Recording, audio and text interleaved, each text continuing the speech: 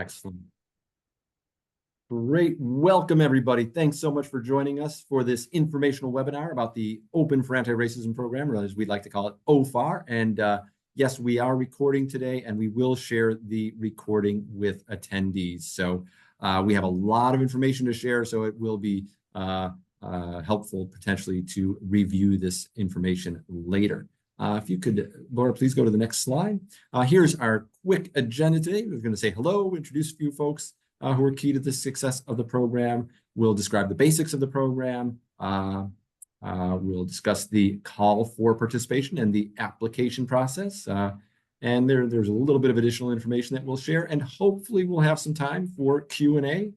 If not, you can always find Laura and myself via email, and one of us will be monitoring the chat as well. And I expect that we have some of our OFAR team here as well. So OFAR team, feel free to jump into the chat to answer any questions as they come up. Next slide, please. So real quick, introducing the team. So Laura Dunn is the co-director, or the real motor behind the success of the OFAR program. And I have the pleasure of serving as co-director with Laura. Joy Shoemate, Kim Gruey, and Jamie Thomas are also key partners in our leadership team as course developers, course facilitators, and lead coach. And those titles will become more clear as we share information with you today. And then over on the right-hand side of the screen, you see our advisory coaches who work very closely with the teams who are working through the OFAR program. And we're very pleased to say that 90% of our coaches today are completers of the OFAR program. So that's really wonderful that folks are impacted by the program. They want to come back and help out. And we always hear from our participants, from you, that it's really helpful to know that your coach has gone through a similar process. So thanks to all of them for continuing to work with us. Next slide, please. So quick word about our sponsoring organization. Our parent organization is the Community College Consortium for OER, known as CCC OER. You can see that CCC OER has over 100 members across 37 states. CCC OER was founded in 2007 right here in California at the Foothill De Anza Community College District as a membership-based organization to support open education and open educational resources in the community colleges and the particular needs of the community colleges. And we want to acknowledge that the funding for this program comes from the William and Flora Hewlett Foundation, to whom we are very grateful to have been supported from the very beginning. We are entering our 6th year and continue to be grateful to the Hewlett Foundation for their support. Next slide, Laura, please. So real quick, we'll describe the basics, and we'll do this a couple of times. So if you don't catch it the first time, you'll hear it a couple more times during the next hour. First of all, the overview, we have an overview of the program goals and activities. Essentially, we together throughout the next year will explore how OER, open educational resources, and open pedagogy are tools that you can use to transform your instructional materials and your teaching practice. Generally, in the fall, you participants will learn about OER and open pedagogy, and more importantly, anti-racist pedagogy in a facilitated online course, a 6-week facilitated online course, learning from one another and with facilitators. Towards the end of that course this fall, you will develop an action plan to describe how you're going to take what you applied, or take what you learned in the course and apply it in the springtime in a course that you're teaching in the spring. So the idea is learning and then implementing, doing. Throughout the year, you will benefit from connections with your peers. We're asking you to apply as a team. We match you up with an advisory coach to help you out. We offer monthly webinars with experts who know more about anti-racist pedagogy than we do, and also administrative support. And then throughout the year, we ask you to help us document the impact the program is having with surveys. And by the time you finish in the spring, you'll be sick of the surveys, but we do a lot of surveys. We do a pre and post survey with you. We ask you to distribute a survey to your students. We ask you to distribute a survey to a sponsoring administrator from your institution.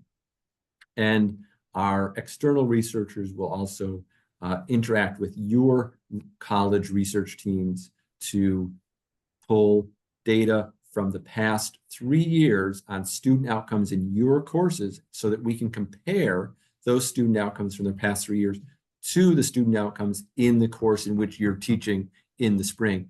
We want to show that what you're learning here and how you're implementing it is actually making a difference for our students. So there's a lot of research that goes into this, and thanks in advance for your help with that. Next slide, please. Real quick, just setting a baseline. I'm using the terms OER and open pedagogy. Just hopefully this is a refresher for us. OER, open educational resources, freely available learning materials that are licensed in a way that permit them to be copied, edited, shared, and so on. Oftentimes we'll refer to the 5 R's of OER, which you see on the right-hand side of the screen. Those are all things that you can do if you're using an open license with your materials. On the left-hand side of the screen, you'll see some examples of open pedagogy. So teaching with an open mindset, teaching with the mindset of including your students in your course creation and creating your instructional materials, working in the open in a way that permits the materials to be shared. And we'll learn lots more about open pedagogy. Next slide, please. Here's an example of a project of a participant's project from I think year 1 of OFAR. So Oliver Rosales, a history faculty member from Bakersfield Community College, he worked with his students to create an archive of their own stories and their families' stories in the Central Valley. He's working with community of students whose families, who themselves or oftentimes their families are immigrants and farm laborers, and they don't find themselves reflected in the history of the Central Valley. So he worked with them to interview family members, tell their own stories, craft their own stories, openly license those stories, and put them into a digital archive. And because they're openly licensed, they can be updated, they can be changed, they can be reshared and used as teaching and learning materials for others. Next slide, please. So one more time, we're going to talk about the open in OFAR. We're proposing that OER and open pedagogy are tools that you can use. The outcome of the program, the main outcome of the program is not that you're going to be enthusiastic about OER, although we hope that happens, but rather that you're going to make a change in your teaching that makes your teaching more explicitly anti-racist. So on the left-hand side of the screen, again, you'll see the big picture in the fall, participating in a course, learning about all these topics. In the spring, implementing a student-focused action plan, and throughout having continued support through webinars, coaching, etc., and then helping us document the impact. On the right-hand side, just a sample of feedback from a past participant saying that the community aspect of the program and meeting with a coach was the best part. Initially, I was nervous that I wasn't understanding the material, but then I realized that some of my peers felt the same way. And this is really powerful feedback, and we hear this every year. A lot of times, folks who might be interested in making their teaching anti-racist, they feel as though maybe they're the only ones at their campus who want to do that, or they don't quite know where they stand in relation to others. Maybe there's not a lot of professional development at their campus related to this. So getting into a team with your colleagues from your college helps you develop that sort of organic support network at your college. And then being in OFAR, you discover these colleagues across the state who also are committed to this. So we always hear that great feedback about community. Next slide, please. Here's another example from an action plan and a project that a historian implemented. She worked with her students to fill in some of the silences that are in traditional history textbooks. I'm an historian by training myself, and famously, U.S. history used to be the story of great white men, and maybe it will be. If you listen to the news, it's supposed to be once again the history of great white men. And there are a lot of silences in U.S. history textbooks. So here, a colleague was working with her students to find and write and then integrate into textbooks the stories of women in U.S. history, or traditionally underrepresented groups in U.S. history. And Antoinette, yes, absolutely, positively, we will share the slides. We'll share a recording of the session, sure. Then some other, other examples you might think, again, with history, there might not be any stories about Juneteenth in your history book. Well, you could work with your students to write the story of Juneteenth and then place it in the open textbook, and so on and so forth. So we throughout the program share a lot of examples of past projects. Thank you, Laura. If you could go on to the next slide. Thanks so much. So I mentioned webinars. Throughout the spring, we host monthly webinars. The webinars are always Fridays, 12 to noon, sort of the OFAR magic hour, Fridays, 12 to noon. That's when we have our synchronous activities. Here you'll see a couple of examples. On the left-hand side, you'll see an image from a webinar we have hosted with the RP group, the Research and Planning group for the California Community Colleges, who have done some really terrific studies on the transfer patterns and barriers to transfer for our Black and African American students. On the right-hand side, you see an image and a description of a webinar we had on from a colleague, Jasmine Roberts-Cruz, who's a scholar at the Ohio State University, helping us understand that the roots of open education are to be found in Black feminist pedagogy. So really filling in some of the theoretical blank spaces in the stories we tell ourselves about our field. So that's great as well. And with that, Laura, I think I'm going to pass it on to you. Thanks, James, for that great introduction to OFAR and what we do. What I'm going to do now is take you into a deeper dive into some of the more, administrative information and some of the requirements, both involved in the program and in the application process. All right. Oh, you know what I'm going to do? So if you don't mind, I think I need to reload my screen because these QR codes, you probably want access to those. So I'm going to go ahead and reload, and then we'll just bring the screen back up. And as James mentioned, these will be shared out after today's webinar. So you will have, even if you don't scan it here, can everybody see my screen? Not yet. No, you need to start sharing again, I think. Oh, okay. Whoopsie. All right. There's always something. And I'm sitting in a study room in a library with automatic lights. The lights keep going off on me and I have to keep waving my arms around. So that's what happens. Oh, okay. All right. So here's my QR code. So you can go ahead and scan this QR code now or later after we share it. This will bring you to the in-depth description of our call for participants for OFAR's 6th year. And we are seeking diverse teams of 4 to 5 faculty who are seeking to make their teaching and instructional materials anti-racist using all of the open educational resources and or using OER and open pedagogy from October 25 through June 2026. So it's a 1-year program. We have bulleted here that these are going to be 4 to 5 faculty teams from each college. So a total of 8 colleges will be accepted.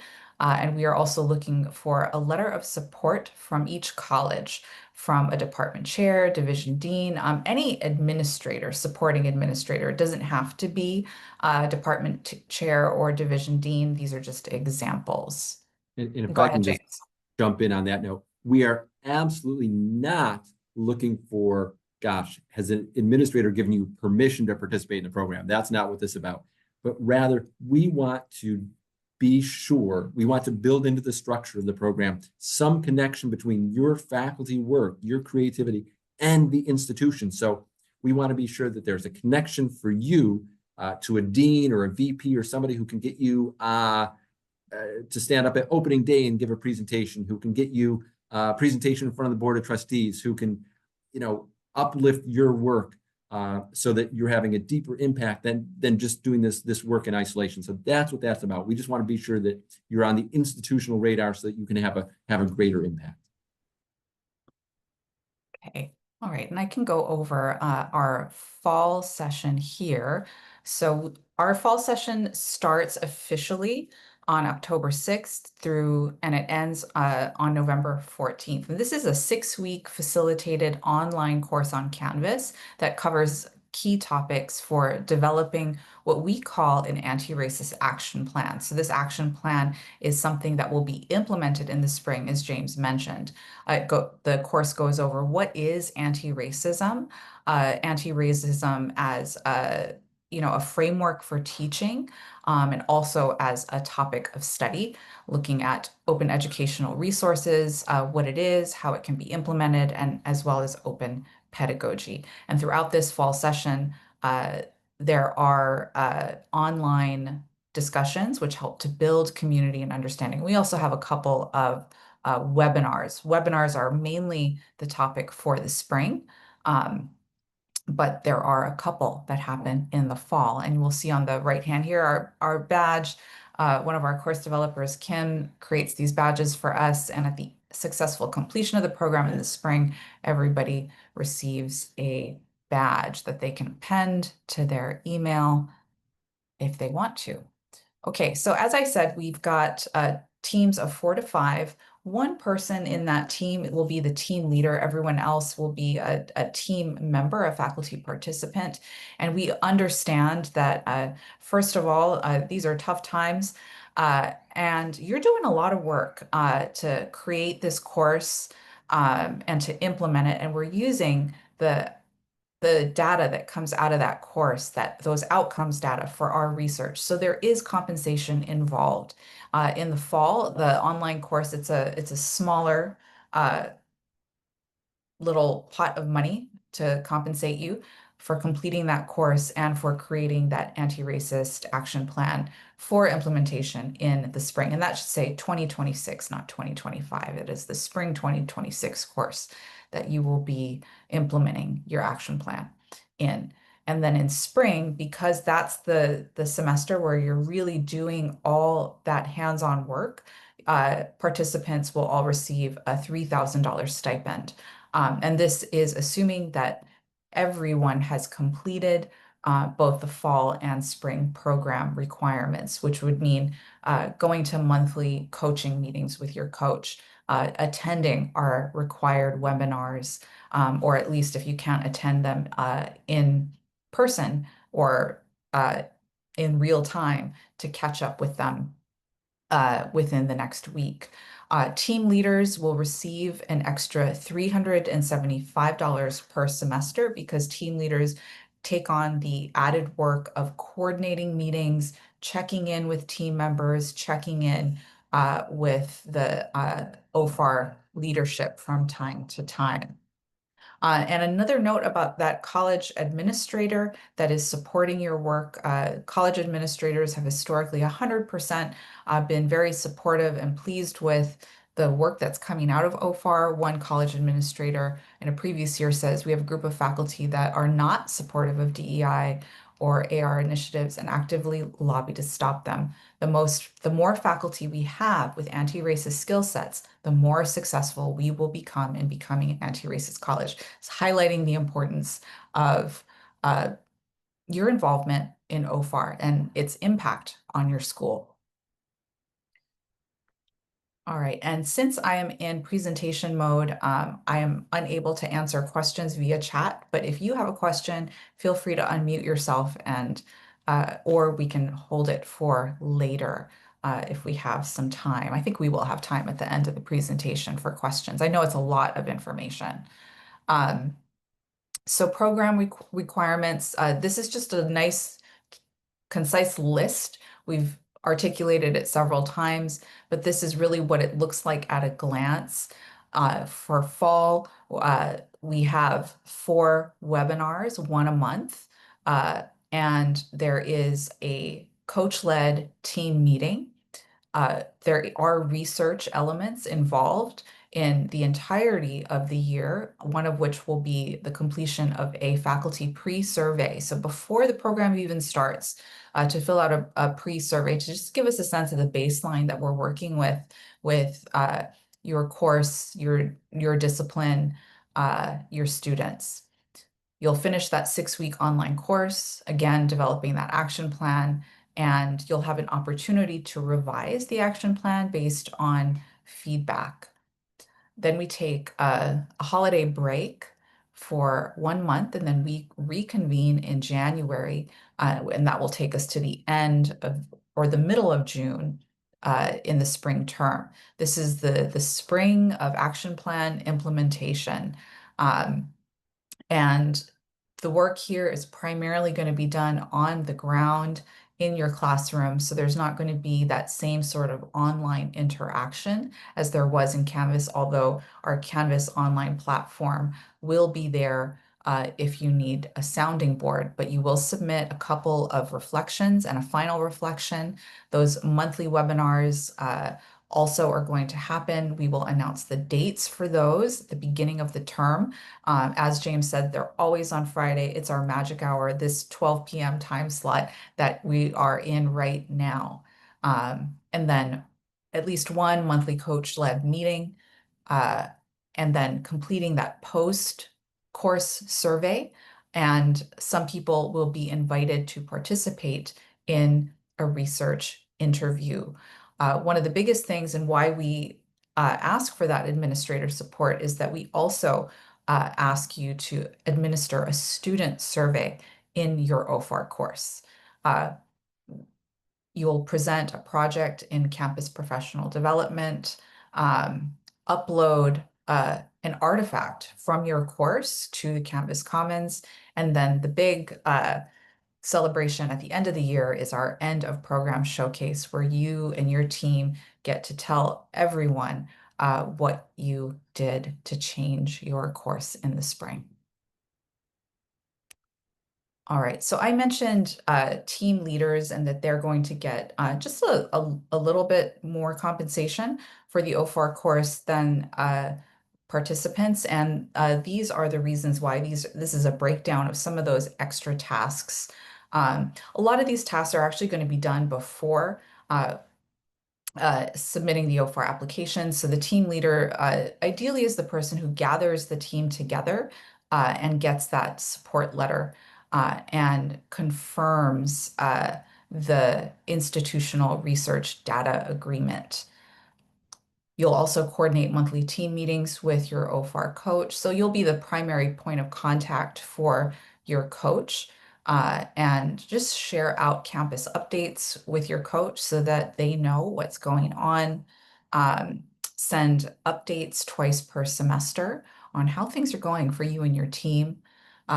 We also ask that for our monthly webinars, these are closed to the general public, but they are open to campus leadership, so that supporting administrator and team leaders, we ask you to invite them just to see what we're doing, because the more contact they have with the program, ideally, the more support they offer. And then share OFAR research emails with the team and administrators as requested. And of course, if anything should come up, please, team leaders, let us know, OFAR staff or your coach, if issues or questions arise throughout the year.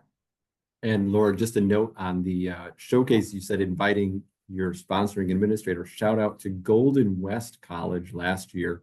Both their vice president of instruction and their college president attended the final showcase. So that was fantastic to see that kind of institutional buy-in. And then we've created a letter of support template to make it easy for your sponsoring administrator to show their support. Administrators are incredibly busy. We're all incredibly busy. So we try to make it a little bit easier. You don't have to use the template, but it is there. You can scan here to get a copy of that and download it. All right, so we have, so this is a link to our application. You can scan that, look at it now or look at it later, but in brief, it's going to ask you all the basics, what your college name, how many people are on your team, and then the contact information for each team, and diversity information. And this isn't just limited to race and ethnicity, but anything that speaks to your team's diversity, including how many part-time and full-time, gender identity, anything like that. Faculty status, again, full-time, part-time. We are very interested in your team's level of experience with OER, and an optional description. And our OFAR course has been crafted over the years to provide support for people who are just starting their anti-racist journey. So please, if you feel like you're just beginning on your journey, that's not a detriment at all. We are just sincerely interested in hearing about what your level is and where you're coming from. Also, your experience level with anti-racist and culturally responsive teaching. Overall teaching experience at community colleges. And, things change with action plans all the time. But if you have in mind, and I'm sure a lot of you are here because there are lots of changes you would like to see in your classes, we would love to hear how that is playing a role in your decision to apply for OFAR, and your anticipated student impact, giving a look at some of the demographics of your college and your courses. And what are the institutional and departmental benefits that you perceive by participating in OFAR? Again, that statement of support, and other anticipated institutional supports. Like, do you think that your library will support you by hosting a professional development session, or by offering you some more support in putting together some open educational resources? And then again, acknowledgement that institutional research data sharing requirement, that this data that comes out of the program will be shared with our research team and our funding organization, the Hewlett Foundation. Okay, so going back to this idea of diversity here. So like I said, we're looking for all kinds of diversity. It just makes things more interesting, and it really helps us hone into our student communities, looking at race and ethnicity, gender, disciplinary diversity. We welcome faculty from STEM just as much as we welcome faculty from the humanities, faculty status, full-time adjunct, regional diversity. Does not go ignored to get that macro view of the California community college population across the state, student demographics, and potential impacts. I see a lot of questions coming up on the chat, and we will take a look at those soon. Participating colleges. We're running out of room here. I know that there's more than this. So if your college had participated in the past and they are not on this list, I deeply apologize. I think we're gonna have to shrink the font next year. All right, so timeline. This is important. So the OFAR applications are due in 2 weeks, by 5 p.m. Pacific time on September 2nd. In another 2 weeks, on September 19th, we will notify applicants about whether or not they were accepted into the year 6 cohort. And October 3rd is our welcome webinar for those people who've been accepted. This is required. This is sort of like your onboarding session. We'll also introduce you to your coaches. And October 6th, our online program launches. It's the start of the fall semester. Here's that QR code again for the call for participation. The call for participation is very in-depth, and it gives you a lot of information that I just went over, as well as a lot of important links. So please do make note of this. You can also check out an overview of the OFAR program at this website, cccoer.org/OFAR, and take a look at some of those webinars. Webinars continue to be just a highlight of the program. Every year, our presenters bring so much wisdom and value to the program. And you can also take a look here at our team showcases from last year, from year 5, which just concluded last June. Okay, so like I mentioned, when we just got started, everyone put their college in. In case you don't know everybody here and you think that there might be more people from your college and you're figuring out how should I start a group, please do fill out this college contact list. I see things in the chat. I think it's accessible, but once I stop the share, if it's not editable, I will go ahead and make sure that it is, so people can enter their email and college and hopefully get a group together. Here is my contact information, Laura Dunn at oeglobal.org, and James's contact information, james.glapa-grossklag@canyons.edu. And you can join our community email at CCCOER and read some of our EDI blog posts and impact stories at cccoer.org. All right, we do have time for questions. And we're pretty well caught up in the chat, I think. Thank you to Jamie for pitching in, and everybody. Jamie Thomas, our lead coach and longtime supporter and friend of OFAR, is here. So thank you, Jamie, for helping out. Thanks, Jamie. Good to see you. Lori, you have your hand raised. Yeah, hi. I'm at Skyline College, and we have several librarians who are interested in being on our team. Right now, it's looking like 3 or 4 librarians and 1 teaching faculty member. And of course, the librarians teach, but the teaching that we do could be online tutorials or like open entry, open exit. We have an InfoLit requirement. And I'm wondering if that sounds like a fit for this program or if it's really more designed, especially with the data gathering piece, for teaching faculty. Maybe I'll start, and then Laura, you tell me if I'm missing something here. So Laura, so Lori, great to see you, Lori. So yes, it would be fantastic to have librarians participate, because the deep and long-lasting impact that librarians have on teaching and learning at an institution, absolutely positively. I can understand very well why librarians would want to be involved in making their practice and the student experience in a library more anti-racist. That makes total sense. The challenge that we'll have to think through is the research challenge.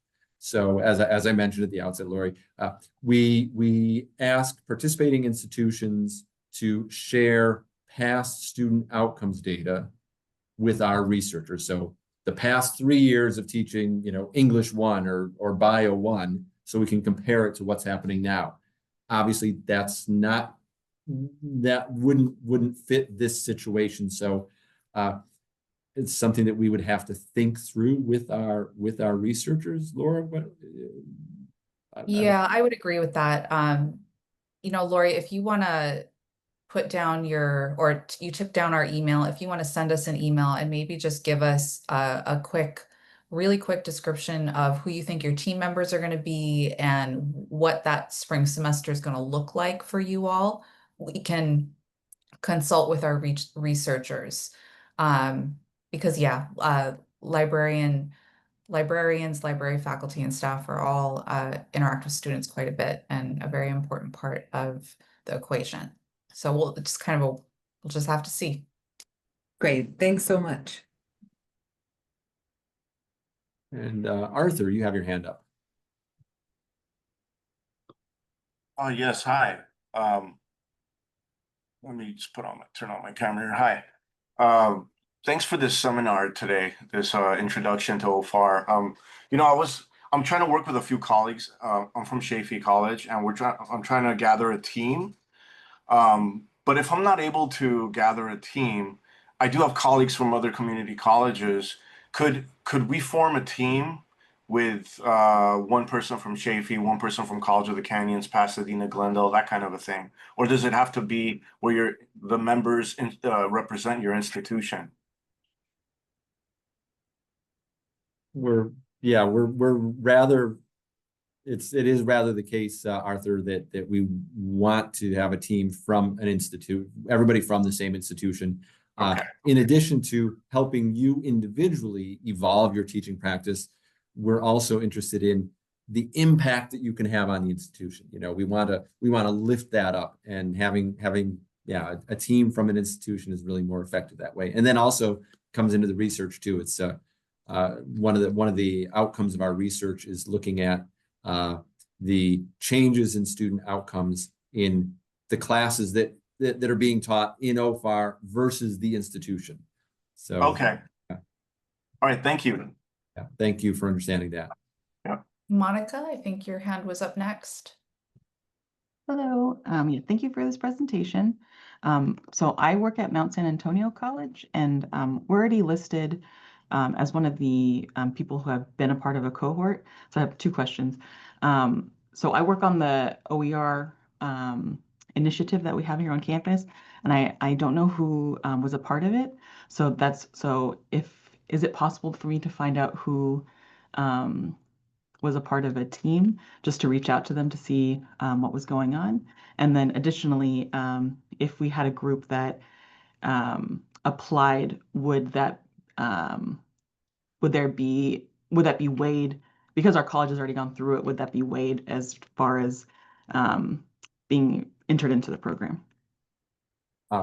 So yeah, Monica, great question. So if you would be kind enough to shoot us an email, drop me and Laura an email, just to remind us. And I think we can look up who the team members were and share that with you. I don't think that's top secret information. I think they're probably rather proud that they went through OFAR. Yeah. And Mount SAC is a huge school, so no, there would not be. It would not count against you to submit an application again. We have, I think, the last couple of years we sort of crossed that threshold and had colleges participate for a second time. And that goes to that institutional impact that we've been talking about. You know, it's the more people you have at a college who've gone through the program, the greater impact you're going to be able to have institutionally. But having said that, though, it's not the case that we could take 2 teams from Mount SAC this year or 2 teams from Skyline this year. That just when we're limited in our resources, we don't want to take 2 teams from one school in the same year. Thank you. And I also wanted to say that if, say, there are folks from schools who haven't yet been a part of OFAR, that is also something that we are looking at. So, if you're like a first-time applicant, or maybe you applied before and weren't accepted for a particular year for whatever reason, it's usually nothing to do with the value of the application. We do pay attention to that. So that's just so you all know. And Christy, your hand is raised. Thank you. Hello. I have a team already. I've started a Google Drive and individuals have been filling out their information. Yes. The one thing that did give me a little bit, I've already talked to Dr. Gail Pittman. She's the institutional research dean. How many administrators do I need? Do I have to talk, like, she's the dean of research? So if I work just closely with her? Just one. One. Okay. Yeah. All right. Yeah. Well, I have an appointment here, so I think we'll get our application in. Great. And Christy, when you speak with her, please let her know that the researchers we work with are the RP group. So it's the Professional Association for Researchers. They all know each other. It's the RP group that gives it a bit of credibility. It's not just these random characters trying to get your student data. It's all kinds of instances there. And I'm research methods and design. So I'm really into the research part that's coming. And that's why I was worried that I only have 1 year teaching. So I don't have a good baseline for data. And that's still just okay with OFAR. Yeah, All righty. Thank you very much. I appreciate it. Sure. George S., I saw your comment here, and this is actually a comment for you, Christy. She's asking if you're from Hartnell. I think you're in San Francisco, right? I don't know. I'll let you two work it out, but I just wanted to. Yeah, I'm from Hartnell. I sent a thing in the chat to Georgis, and I also sent an email to the shared drive for OFAR. So check Okay. your email. Got it. Got it. Got it. Got it. Yay. Okay. All right. Any other questions? I know it was a lot of information to digest. And yes, we will send out the recording, and we will include those slides so that you can click on some of the webinars and whatnot. Let's see. Would we be able to get information on what data exactly? Yes. We would need to submit a research request through IRB. James, can you answer that? Yeah, absolutely. Great question, Antoinette. In our request for proposals, there is this very specific description of the information that we'll ask your institution to provide to our researchers. It's, research language for your researchers. So take a peek in the request for participation under the research section, and just share that text, share that verbiage with your researchers. And again, it's the RP group. It's a known quantity in the profession, so it's not just some random stranger off the street trying to get your student data. Who knows why they would want to? I don't know. People love data These days. Yeah, they do. Elba, do you have a question? Yeah, so going back to librarians, I know Lemoore College actually is very proud of the fact that we are trying to move all of our courses to OER. And so our librarian supports that significantly by reviewing, and all of our OER stuff is, of course, peer reviewed and everything. And I think that she would be, I would love to invite her at least to maybe the presentations and maybe a few of the webinars, just because I know then she could help guide additional faculty through maybe some OFAR best practices when they're developing their own OER textbooks and stuff. So that was my question about librarians. When would that be appropriate, and if that would be allowed? Even if she's not a full-blown member of the team, I don't think she's the person we thought to include, because when we saw the application, it asked specifically for teachers or instructors. Yeah, thanks for asking that, Albert. Yes, it's fine if you invite your sponsoring administrator, if you invite one colleague like a librarian. What we ask you to not do is to send out a blast to the entire campus and bring 50 strangers to the webinar. As you can imagine, we want folks to feel safe to discuss potentially sensitive topics. And especially these days, you don't want some goofball recording what you're saying and posting it on social media. So yeah, if you're, and Elvis, are you talking about Kelsey at Lemoore College? Yeah, well, hey, Kelsey's welcome to anything that we do, right? So yeah, of course. Thank you. Any other questions? Oh, Jamie. Actually, I was going to ask Jamie to introduce herself. She's our lead coach, and she's got her hand raised. So Jamie, you can Well, go ahead. I just thought I would offer a word of encouragement to everyone and just thank everybody for coming to this this moment of connection over anti-racism and culturally responsive teaching. It's such a significant time that we're in our state, in our country. And to see this level of engagement is very encouraging. And, just one other thing I'd like to share as well is that when we're working with each other through this program, I think one of the goals of advisory coaches for each team is to provide a forum for your team to come together and to connect, and to also talk about best practices or what's going on in your campus or a way through it, and how to get to the next step with what you're doing in your classroom and in your department. So we want to be kind of that sounding board and a place of support. So I just look forward to working with any and all of you over the next academic year. Thank you so much.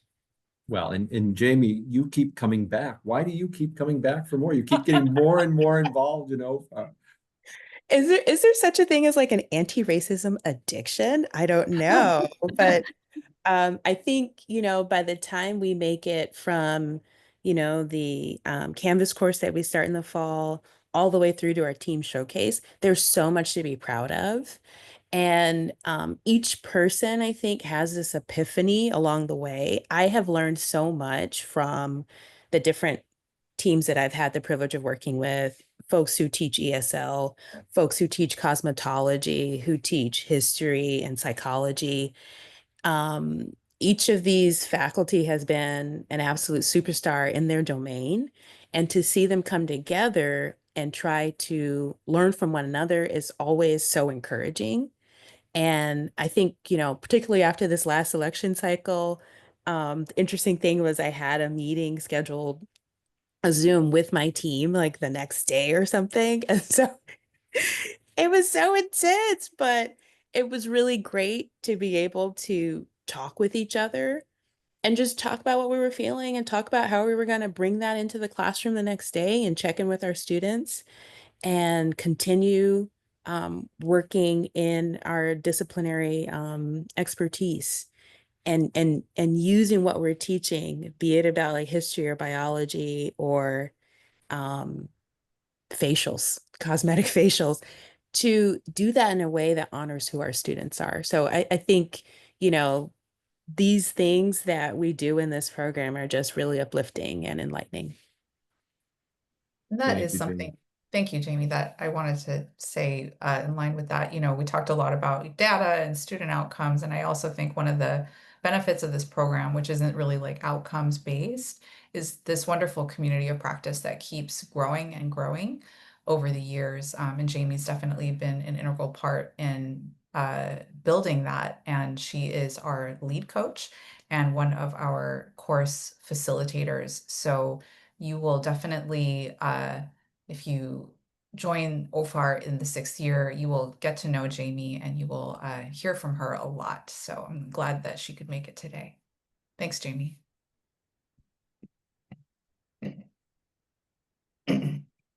Any other questions or comments? We have about 9 minutes left.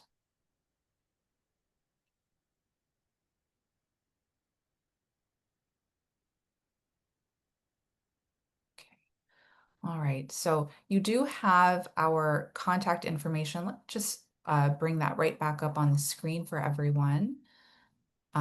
Because sometimes, oh, and here's our sheet. All right.